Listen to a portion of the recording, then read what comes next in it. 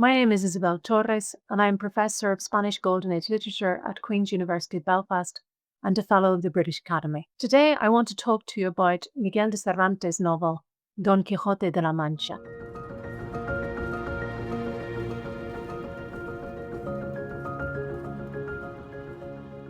Let me invite you to imagine the rolling plains of La Mancha in early 17th century Spain, a vast, sun-drenched landscape beneath an open, cloud-dusted sky.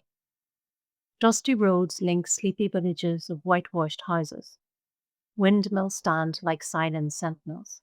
It's a land where hardship shapes life, yet imagination can transform the ordinary into the extraordinary.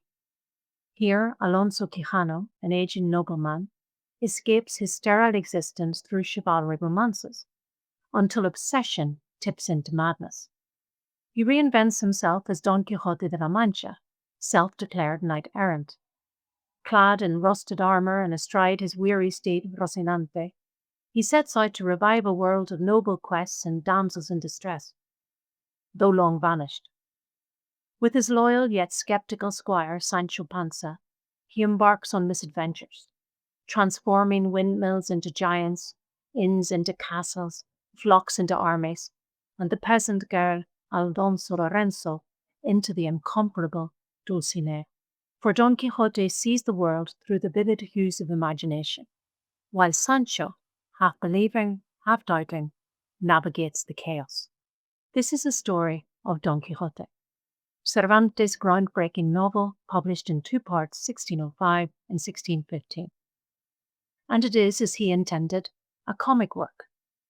The melancholic is to be made to laugh, and he who is already cheerful to laugh louder.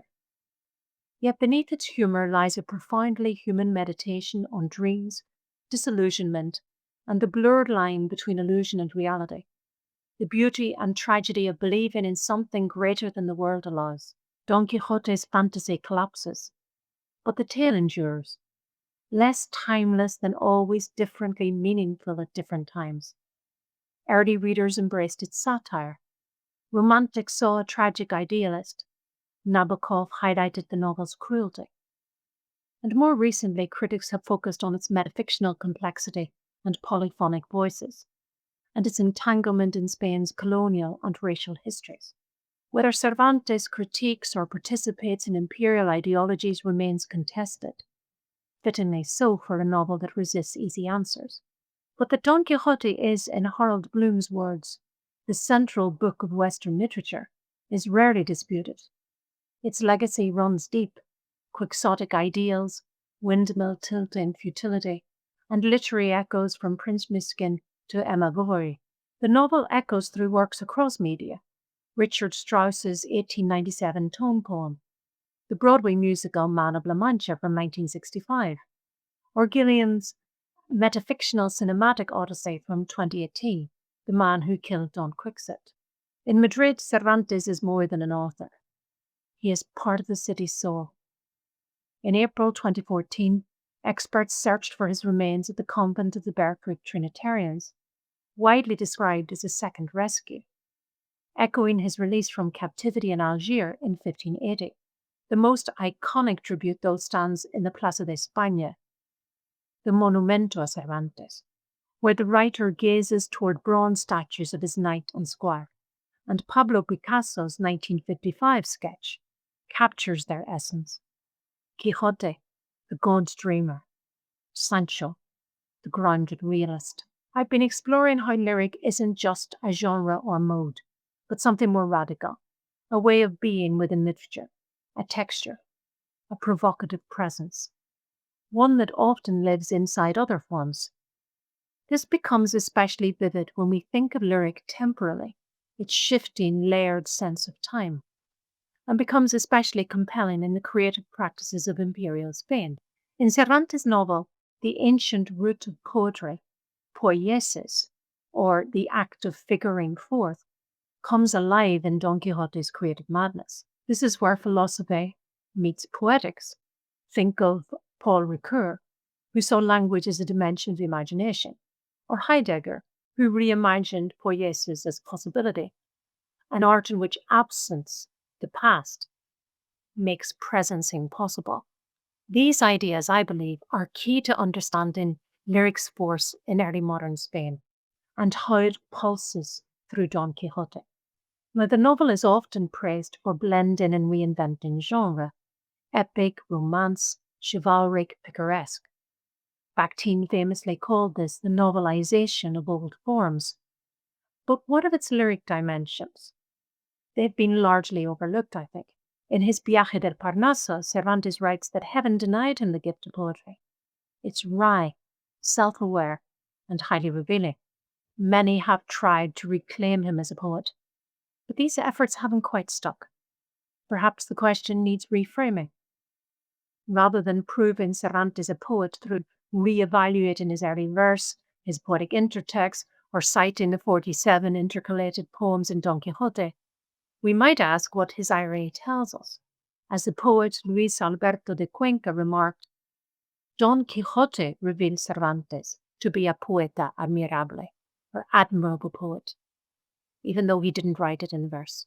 So Cervantes' most profound poetic invention, I believe, lies in his reshaping of reality, a poetic mode that values counter-civilizing affect and radical linguistic creativity.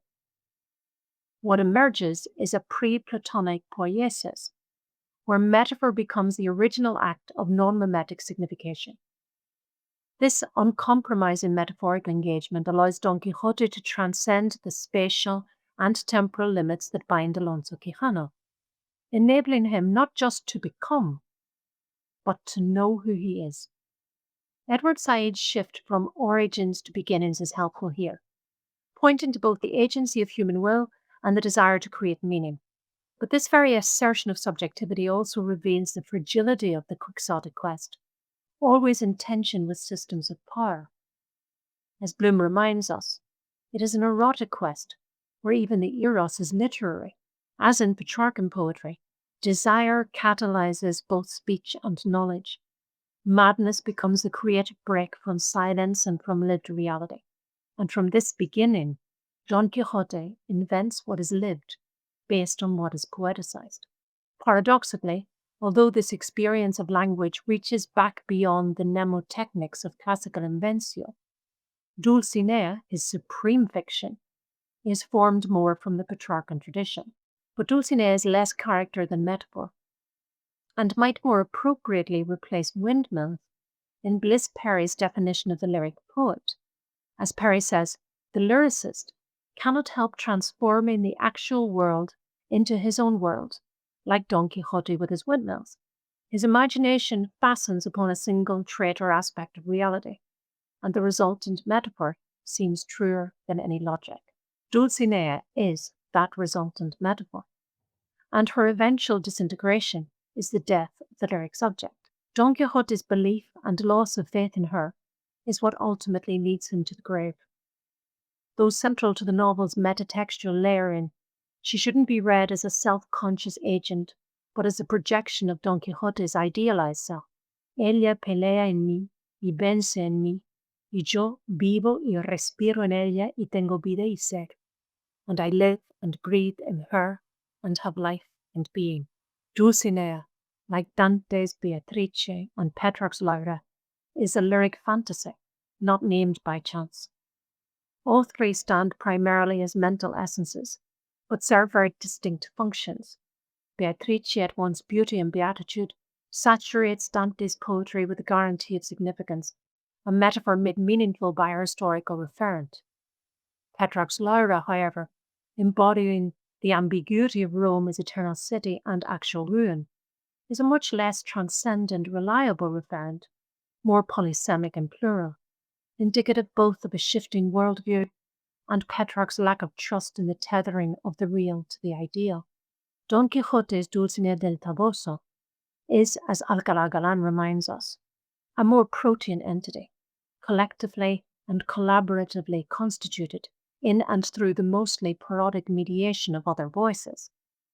But none of these counter-configurations make sense without the originary, metaphorical ideal that emerges out of Don Quixote having fastened upon the wholly fictional, immaterial peasant girl, Aldonza Lorenzo. When Dulcinea is enchanted in part 2, metaphor falters. The landscape empties of poetry. Only the conditions of time and space remain. Signals the beginning of Don Quixote's decline and Alonso Quijano's end. For Dulcinea is the sign that bears the weight and unity of what Don Quixote lived and what is poeticized. Sancho Panza's attempts to heal the laceration by a recuperation of desire in the new poetic mode of pastoral, where everyone but Dulcinea would assume new names, just misses the point. When Alonso Quijano comes out of lyric being, the collapse is catastrophic. He cannot be persuaded to take to the road again. Yo fui loco y ya soy cuerdo. Fui Don Quixote de la Mancha y soy ahora Alonso Quijano el bueno. I was mad, and now I am sane. I was Don Quixote de la Mancha, and now I am Alonso Quijano the good. The performance of this final transformation has rightly drawn attention, not least for the inconsistencies that underpin the protagonist's claim to a new type of alternative legacy. His renunciation of madness and embrace of a Christian death could be read in Derridian terms as the new figure of the foreign, the other. The protagonist can never properly have or own, but will embrace and experience nonetheless. Dulcinea seems to dissipate in this new reality, but in truth she persists in the act of disengaño, the painful stripping away of illusion. This final chapter is not simply poetological collapse. It is a caesura, a cut in time that compels retrospective reevaluation. Across 4 centuries, Dulcinea's evolution is a formidable reminder of the collapse of the comfort and epistemology of Renaissance carpe diem into the darker Baroque vision of memento mori. It is a subjective, imaginative, figuring forth, cast by Cervantes into the ebb and flow of history to challenge public discourse's claims to unified thinking, and it is now more timely than ever. Thank you for listening.